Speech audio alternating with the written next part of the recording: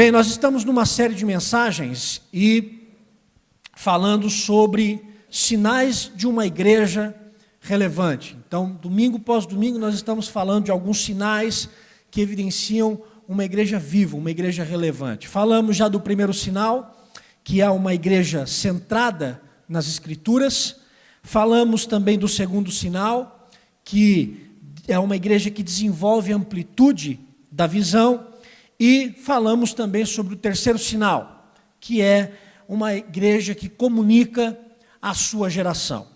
E hoje nós vamos falar sobre o quarto sinal, é o penúltimo sermão, penúltima mensagem da série. E hoje nós vamos falar sobre o comprometimento com a missão. Uma igreja relevante é uma igreja que tem o comprometimento com a missão. Eu quero convidar você a abrir a sua Bíblia em Atos capítulo 8.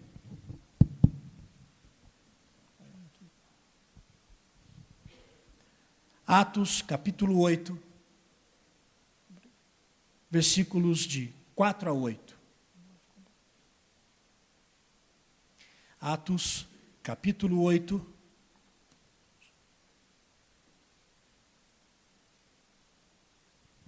versículos de 4 a 8.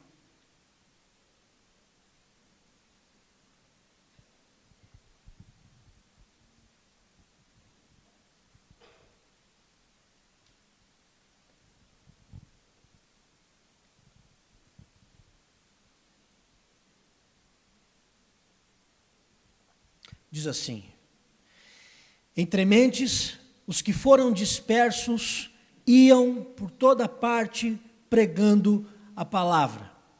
Filipe, descendo a cidade de Samaria, anunciava-lhes a Cristo. As multidões atendiam, unânimes, às coisas que Filipe dizia, ouvindo-as e vendo os sinais que ele operava. Pois os espíritos imundos e muitos possessos saíam gritando em alta voz, e muitos paralíticos e coxos foram curados, e houve grande alegria naquela cidade. Senhor, fala ao nosso coração, que nessa noite o Senhor mais uma vez nos ensine a sermos uma igreja relevante, onde nós estamos inseridos. Em Cristo Jesus eu oro, amém. Esse texto de Atos do capítulo 8, dos versos 4 a 8, ele se encontra em um grande bloco em todo o livro de Atos. O livro de Atos, ele está basicamente dividido em 7 grandes blocos. E o capítulo 8, ele está em um desses sete blocos. O bloco que esse texto se encontra começa do capítulo 6 e vai até o capítulo 9, versículo 31. E esse bloco trata sobre a expansão da igreja. Como é que a igreja expandiu? Como é que a igreja cresceu? Esse é o texto, está dentro desse bloco. E a expansão da igreja se deu pelo comprometimento dela na divulgação da mensagem do Evangelho. E esse comprometimento não era, ou não foi, de modo algum, inibido por nenhum fator externo. E o fator externo que poderia inibir o comprometimento da igreja primitiva no anúncio ou na propagação do Evangelho, o fator externo aqui é a perseguição. Veja, enquanto a igreja era perseguida, ela anunciava o Evangelho. Diz o versículo 4 que nós lemos: entre mentes, os que foram dispersos. Então, eles foram dispersos por causa da perseguição. Sofreram a perseguição e foram dispersos. Então, alguém aí do meio pode se levantar e dizer assim: pastor, esse povo saiu correndo porque eles foram perseguidos, eles foram covardes. Agora que era a hora deles ficarem como ficaram em Jerusalém os apóstolos. Esse povo que saiu é um povo covarde. Bem, eu não iria muito por essa linha de raciocínio. Covardes, eles seriam se ao saírem dispersos por causa da perseguição, eles seriam covardes se eles se calassem quanto ao motivo que resultou na perseguição da vida deles. Eles eram perseguidos por conta de um motivo: pelo Evangelho. A igreja se dispersou porque estavam sendo perseguidos por conta do Evangelho. E o que é que diz o versículo 4? Que entre mentes os que foram dispersos, por causa da perseguição, saíram dispersos por toda a parte, pregando a palavra.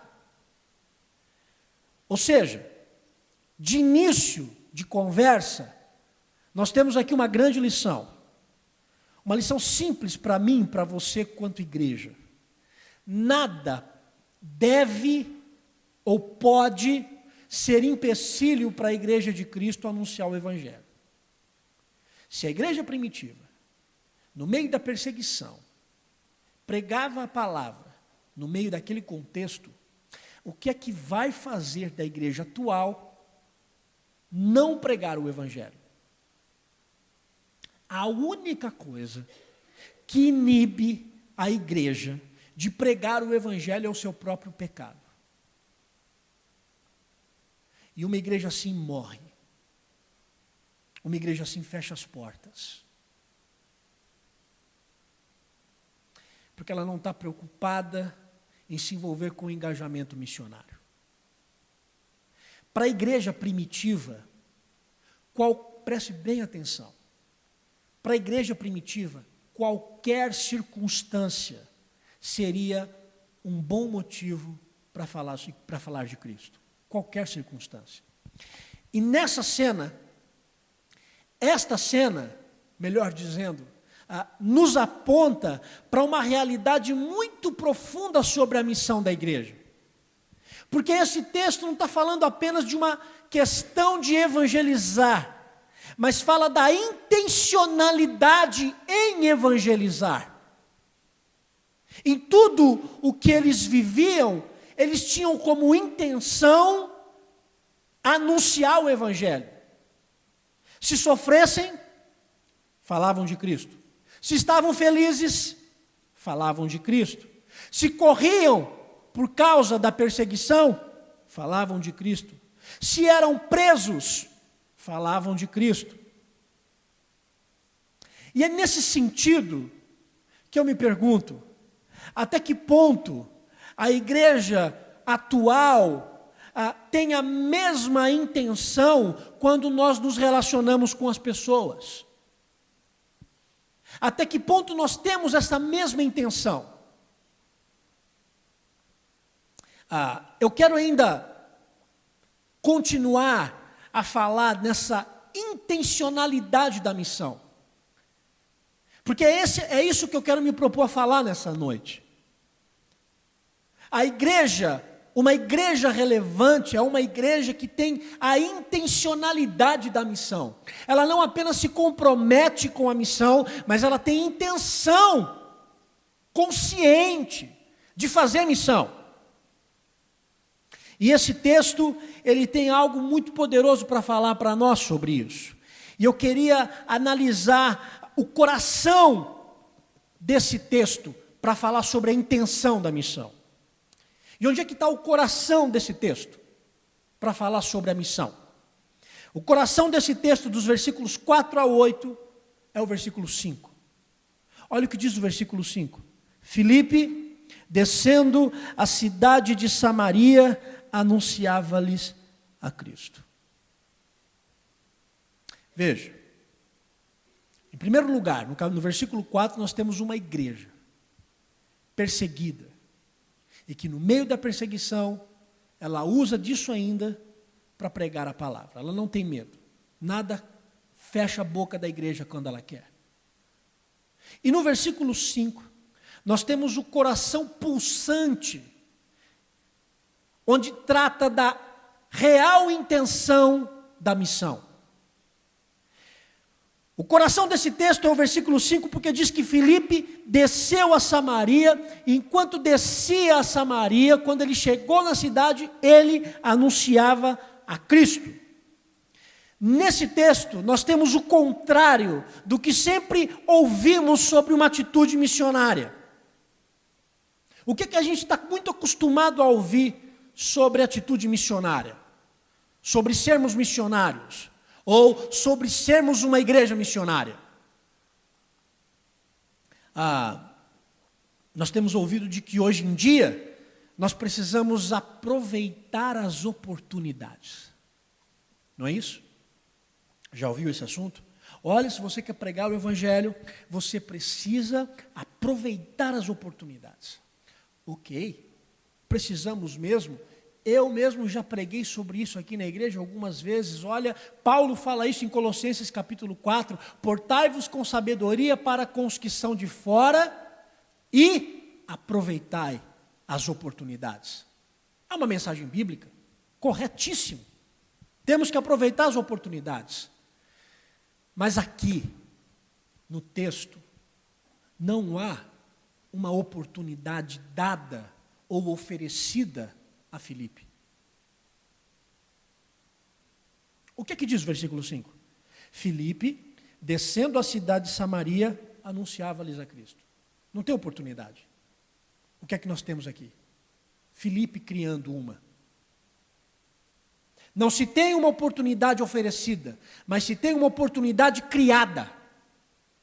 Isto é intenção de evangelizar. Descer a Samaria, para Filipe, não foi descer por um mero acaso, ou apenas como resultado da perseguição, ou ainda descer para a cidade em Samaria, para ficar ali quietinho, como um agente 007 do cristianismo. Eu estou aqui, mas ninguém precisa saber onde eu estou, o que eu sou, ou o que eu faço, ou no que creio. O descer de Filipe é ir para fazer algo conscientemente. Ele vai para anunciar a Cristo. Essa postura de Filipe nos constrange e muito pode nos ensinar. Sabe por quê? Porque muitos hoje se escondem atrás de uma oportunidade dada para pregar. Porque se não tem uma oportunidade para se falar de Cristo, não se fala. Porque se não for oferecida a você uma oportunidade para falar da cruz e da mensagem da cruz e do rei da cruz, você não fala. Ou tem um outro grupo, onde a oportunidade é dada, mas também não se fala. A oportunidade é oferecida, mas não se usa. Muitos vivem se escondendo atrás dessas oportunidades.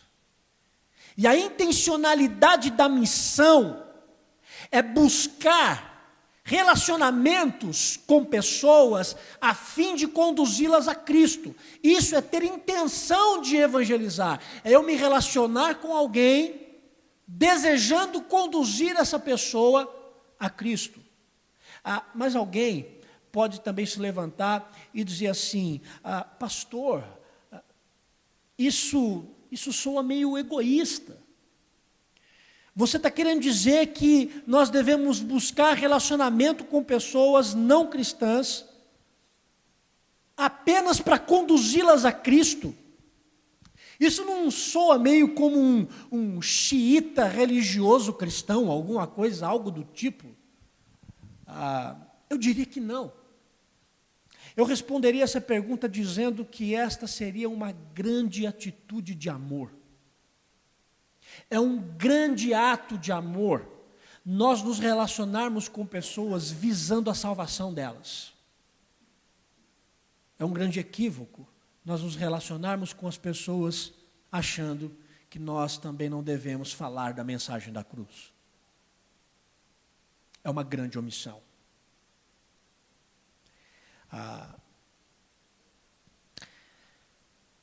Mas para falar da intencionalidade da missão da igreja, para que ela se torne uma igreja relevante, com a história de Filipe, nós conseguimos aprofundar um pouquinho mais nessa história.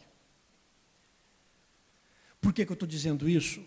Porque diz o texto que Filipe desceu a Samaria.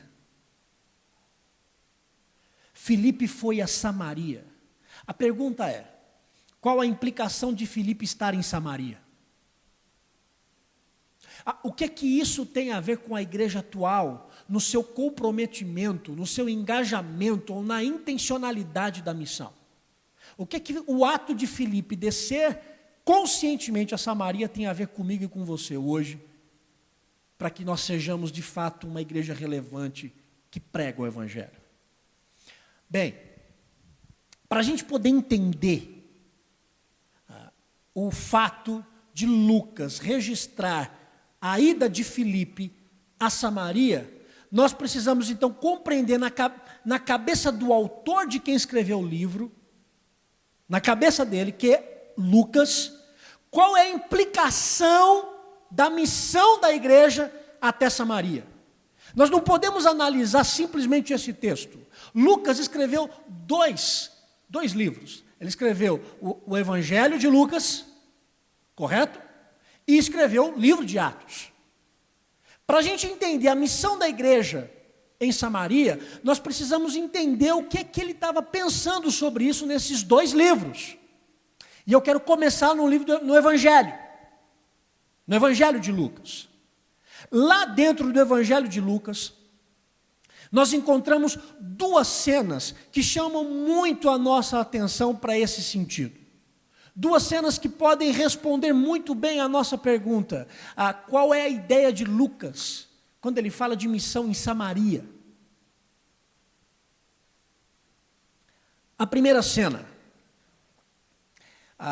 Jesus envia alguns mensageiros para preparar alojamentos para ele e para os seus discípulos numa cidade samaritana.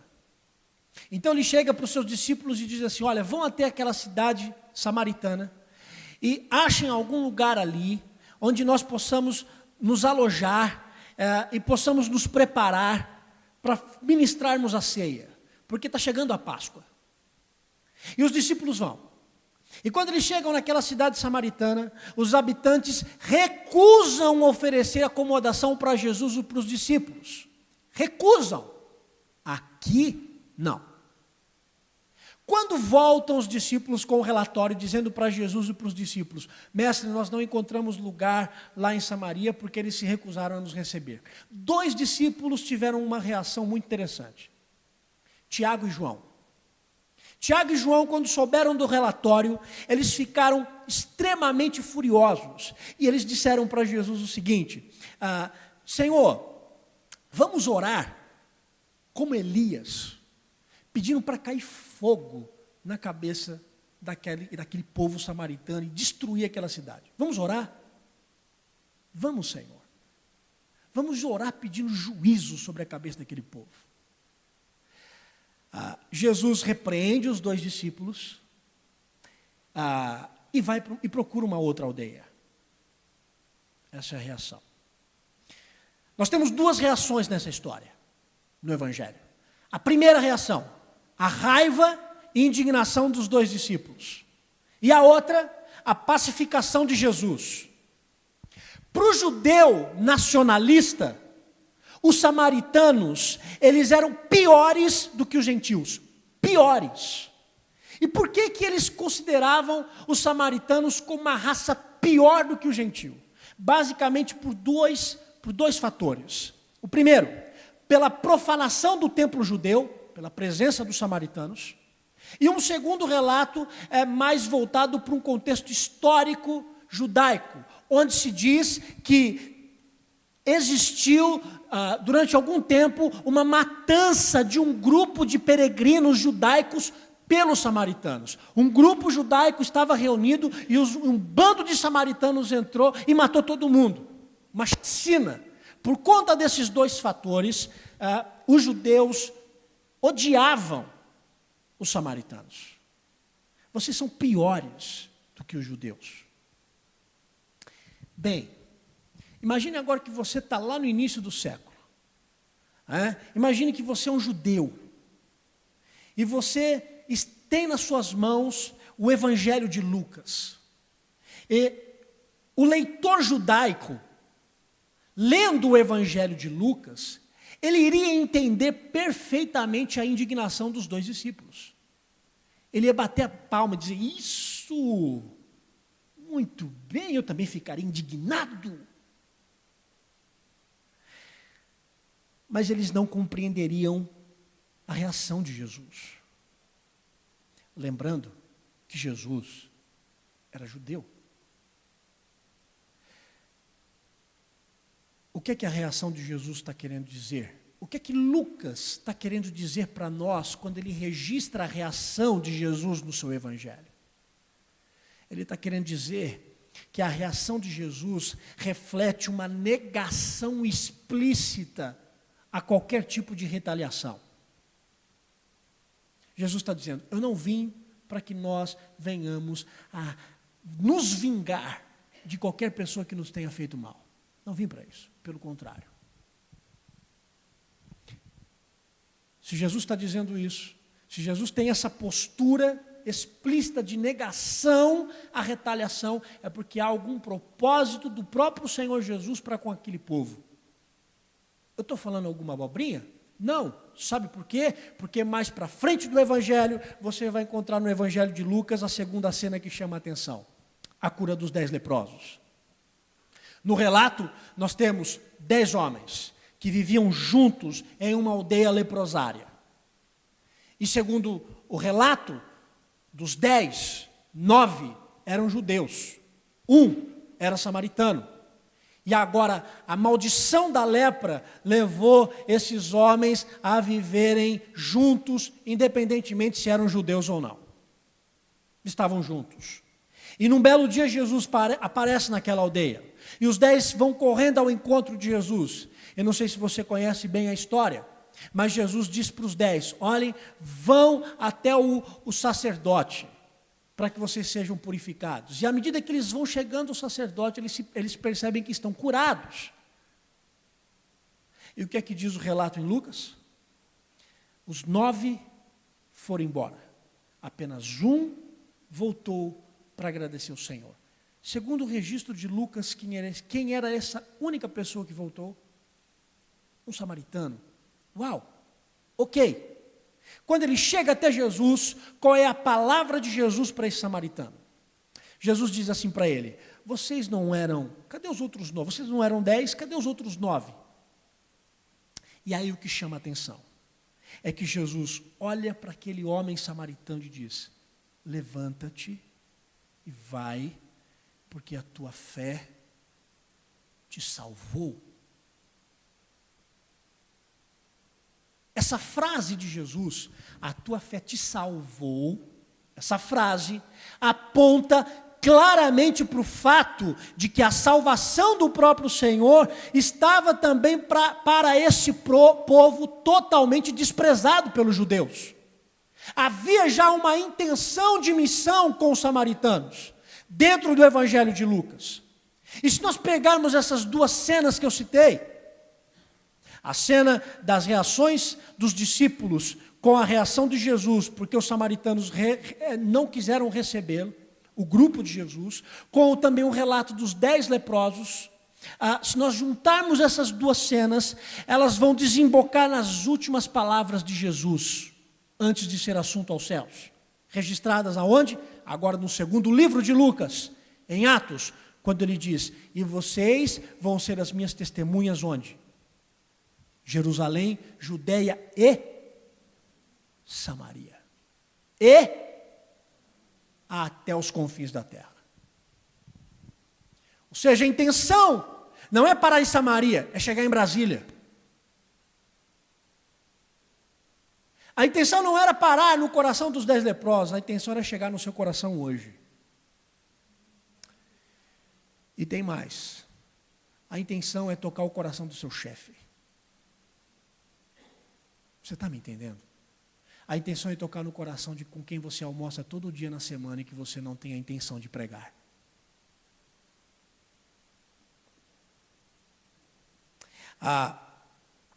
Quando Filipe desce a Samaria para pregar com a intenção intenção de pregar, com a intenção de fazer isso, ele rompe com uma barreira cultural para pregar o evangelho. Não podemos pregar para os samaritanos. Quem disse? Porque o Senhor Jesus disse a um samaritano: a tua fé te salvou, vai. E antes dele subir aos céus, ele disse para que nós pudéssemos ser testemunhas também em Samaria, para aquele povo que nós repudiamos e consideramos como escória do mundo.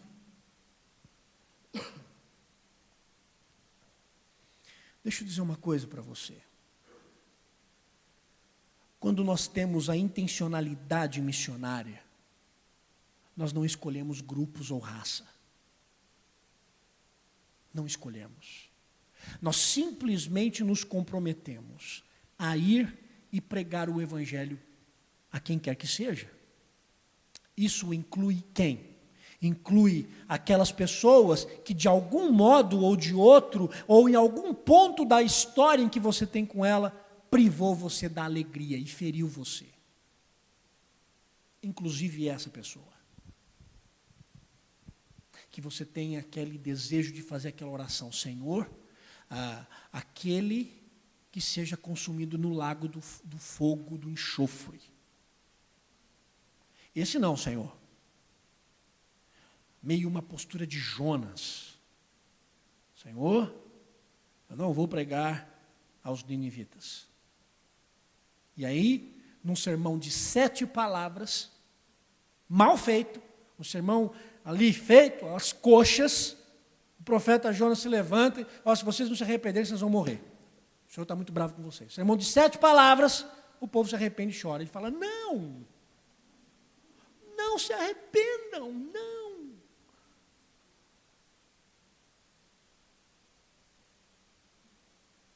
A intenção de pregar o evangelho, e aí nos termos de Filipe, indo a Samaria, exige da igreja atual uma postura mais cristã do que nunca.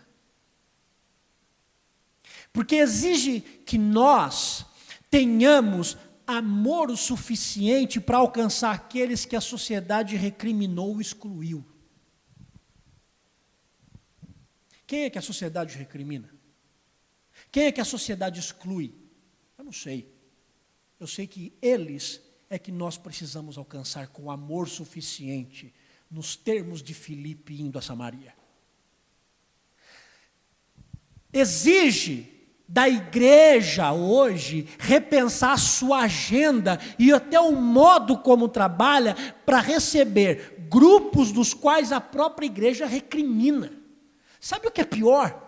Não é o mundo recriminar o mundo, porque nós não podemos esperar mais nada do próprio mundo. O pior nessa história é a igreja recriminar o mundo.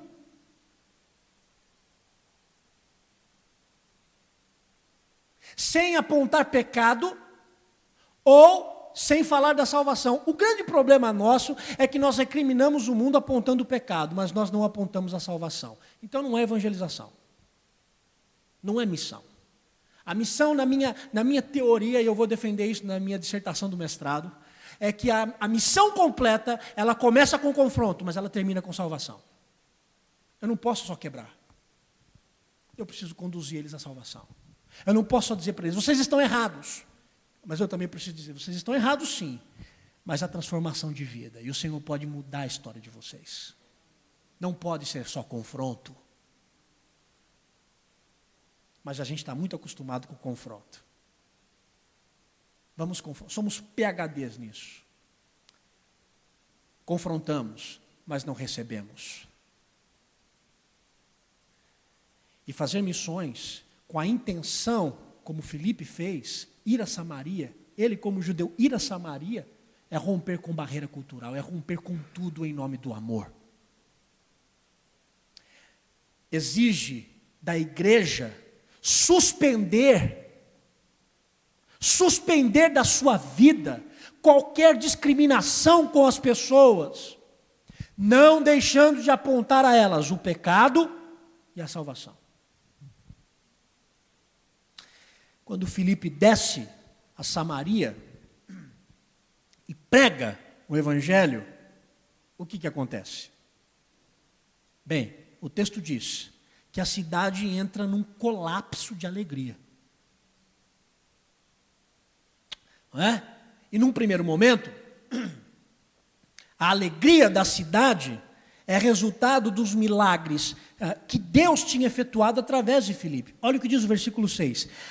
As multidões atendiam, unânimes, às coisas que Filipe dizia, ouvindo-as e vendo os sinais que ele operava. Espíritos imundos de muitos possessos saíam gritando em alta voz, e muitos paralíticos e coxos foram curados. Milagre!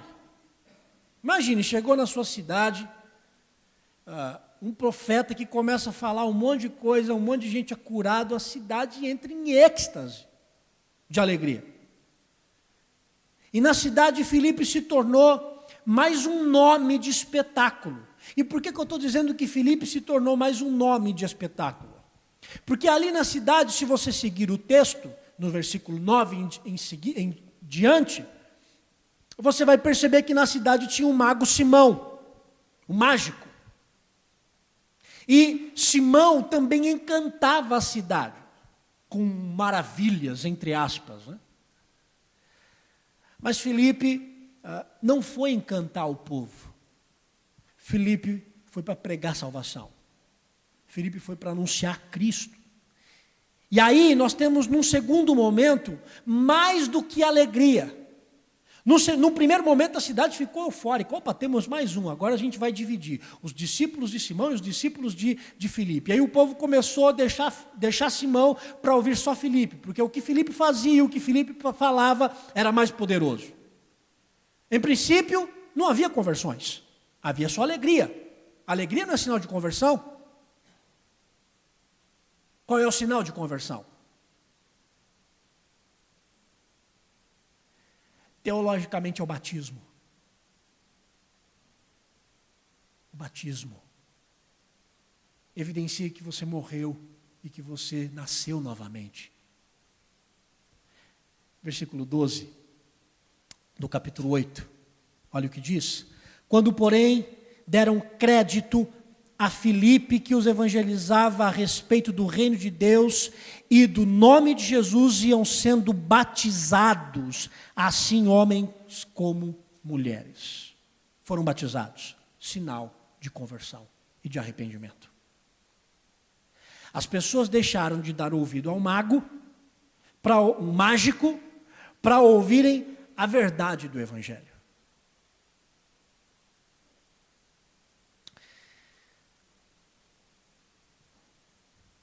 Eu gostaria de concluir dizendo algumas coisas para a nossa igreja. Primeiro, a intencionalidade da missão não pode ser mais um programa da igreja.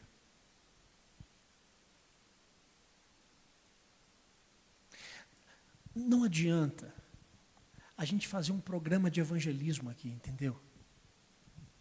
Vamos juntar a liderança da igreja, vamos apresentar um programa. Olha, você tem a obrigação de evangelizar mais 2 pessoas e trazê-las, e aí nós vamos agora fazer. Não é programa.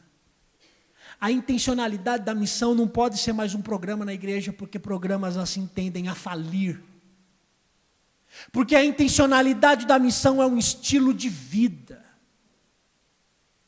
É você fazer da sua vida um púlpito de pregação. É você fazer dos seus relacionamentos um meio para alcançar almas para o Senhor. É você se dispor a isso. Não é um programa de igreja. Sabe por que muitas igrejas estão morrendo? Igrejas morrem, um dos motivos é porque as igrejas jogam nos seus pastores e nos seus líderes a responsabilidade de anunciar a palavra. Mas a igreja por si só não assume a incumbência da qual também recebeu da boca do próprio Senhor. E depois culpam a liderança da igreja estar morrendo.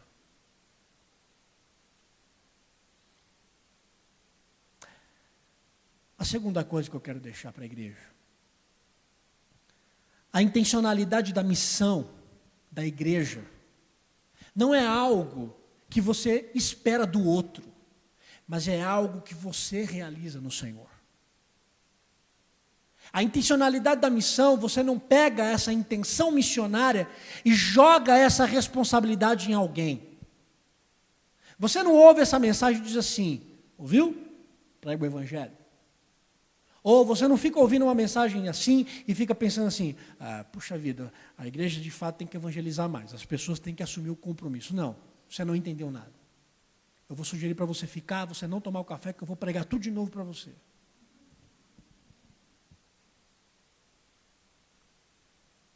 A minha folga é só segunda-feira, não tem problema, até meia-noite eu prego para você. Veja, a intencionalidade da missão da igreja, ela não espera o outro fazer. Você se levanta e faz. Isso é fruto de avivamento. Você diz, eu irei, eu vou fazer. Já contei aqui na igreja, numa conferência missionária, um pastor pregou, e quando ele terminou de pregar em Isaías 64, eu era um jovem, eu não tinha feito nenhum curso de evangelismo, nada. E quando o pastor terminou de pregar e fez o apelo, eu sabia exatamente o que Deus queria de mim. Porque há 2 anos eu estudava numa escola, como cristão, onde ninguém sabia que eu era cristão.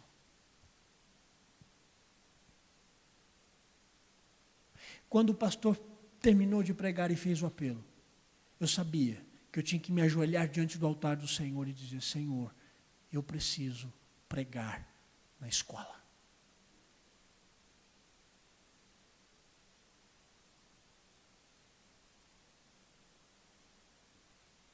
E foi o que eu fiz. Na segunda-feira eu levei minha Bíblia para a escola, escondido, com medo de que alguém pudesse ver. E Deus faz essas coisas. Quando eu cheguei na escola, coloquei a Bíblia debaixo da carteira, para ninguém ver, porque eu ia no momento certo falar com o diretor. Mas um anjo do Senhor sentou atrás de mim e disse assim, Vila, o que você tem aí debaixo? Uma Bíblia? E eu pensei comigo, miserável, como é que você viu?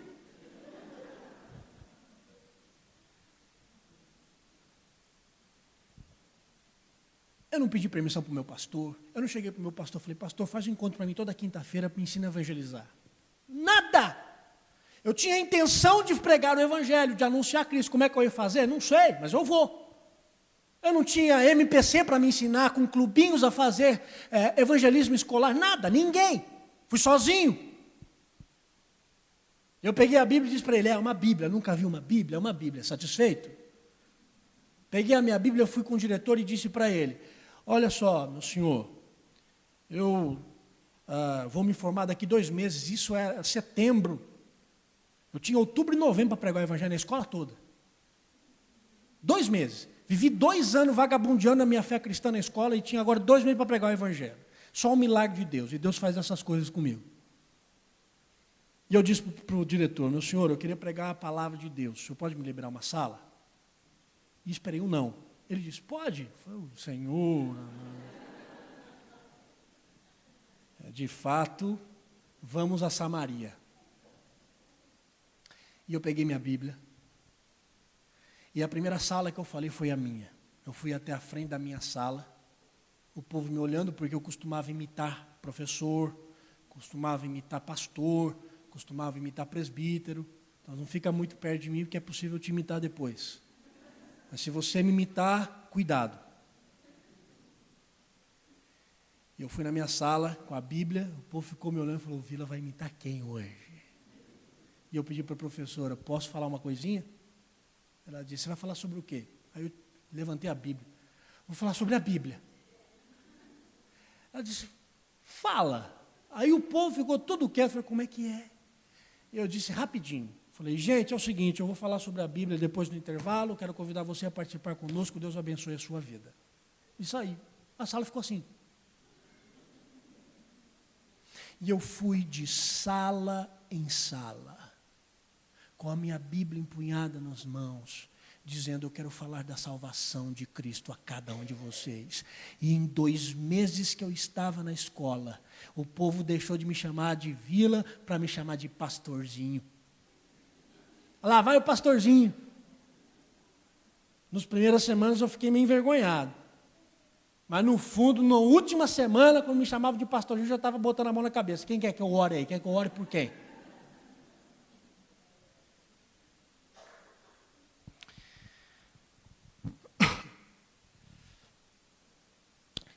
Há muito tempo atrás, quando a gente ia evangelizar alguém, a gente perguntava assim: você conhece a Cristo?